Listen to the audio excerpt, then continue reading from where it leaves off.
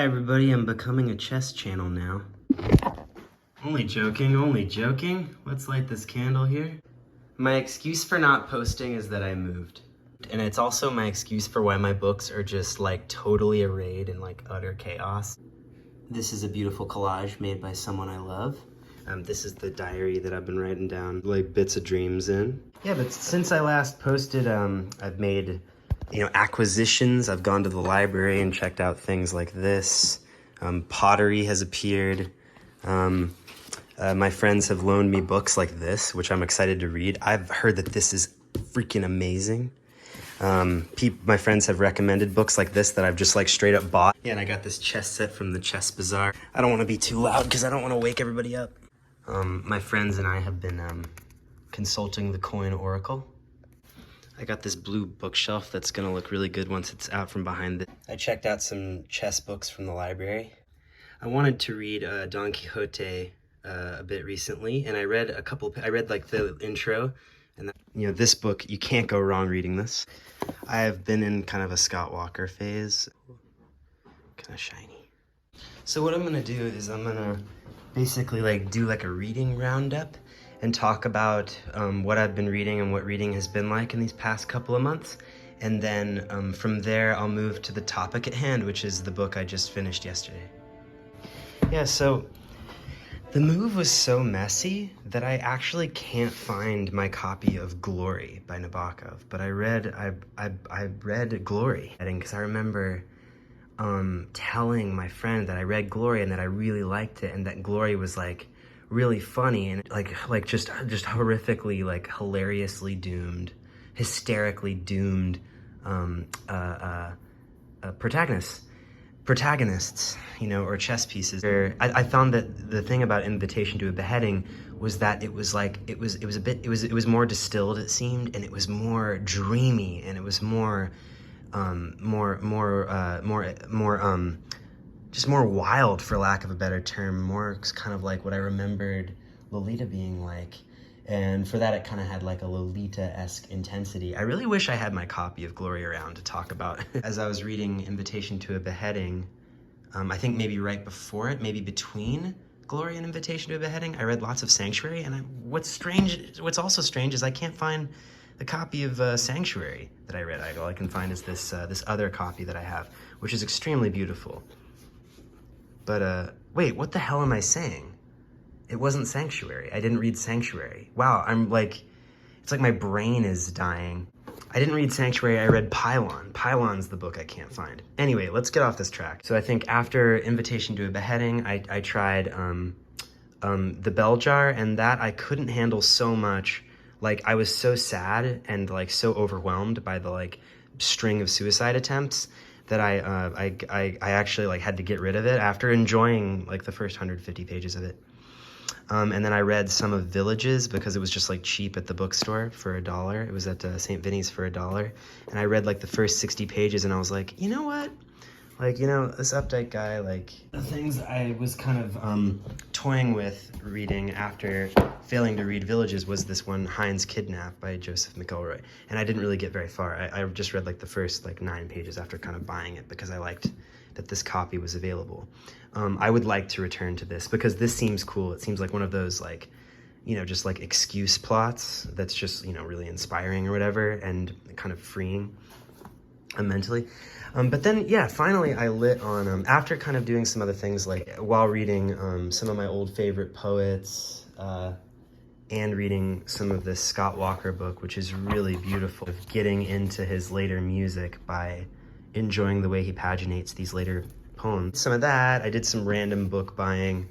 Like I bought this thing, enjoyed reading this with friends who did it up. Ben did it up nice, and Ben actually put a pocket in it for more tabs. So as I said, I tried to read Don Quixote, but then I eventually kind of like, this was by my bed, and I picked up Marry Me.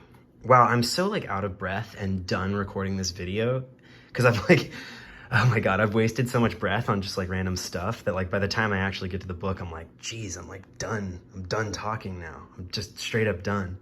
I bought this some years ago, and it's a really nice copy. It's nice and flexible.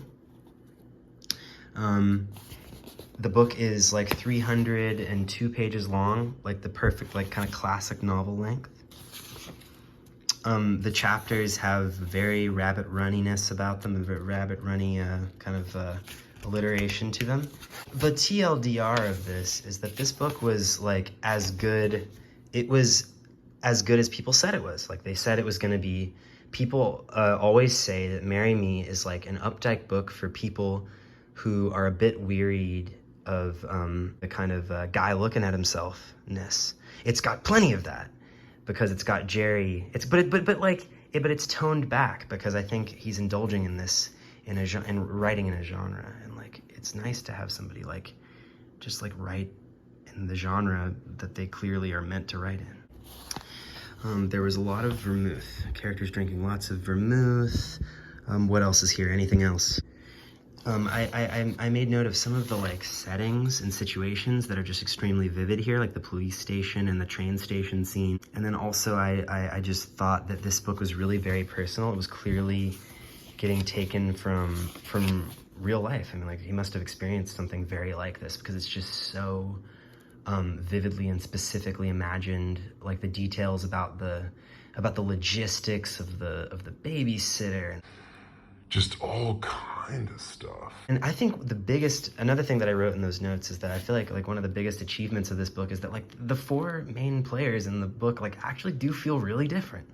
Like Sally is like this like more kind of like fluid kind of apparition like, and then like Ruth is the best character in the book, and then like Jerry is like more Updike-ish, but like he's got like a kind of specific like kind of squirreliness like all his own. You know, Richard is like, you know, he's like legitimately scary, like legitimately a terrifying person. And like the big thing that was like that made me think like, oh yeah, I traced just like a random guy. I looked up like man and traced a man on some paper. There's like a pace in the start where in the start, the setting is introduced and the characters are introduced and like everything about them and everything about the place is referring to everything else. As things go on, like Updike's right, like action happens and action takes place, but like in his like allegiance to like padding out a 300 or 400 page novel or whatever, perhaps, or maybe just out of habit, he doesn't alter that pace enough. Like that everything is still referring and you're still stuck in